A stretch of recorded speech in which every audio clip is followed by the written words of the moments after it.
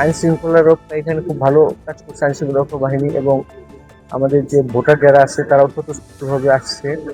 এবং আমাদের এখানে আপাতত এখন পর্যন্ত কোন নির্বিঘ্নে সবাই শান্তিপূর্ণভাবে ভোট দিতে পারছে, কোনো ঝামেলা এখন পর্যন্ত ক্রিয়েট হয়নি। সকাল থেকে আমি মত করছি যে জনসাধারণ ভোটাররা খুব স্বতঃস্ফূর্তভাবে আসছে, এবং ভোটার প্রথম দিকে কম থাকলেও এখন বাড়ছে, এবং কোথাও কোনো জায়গা থেকে কোনো প্রান্ত থেকে আমরা কোনো অফিসিয়াল কিছু এখন কোনো খবর পাইনি।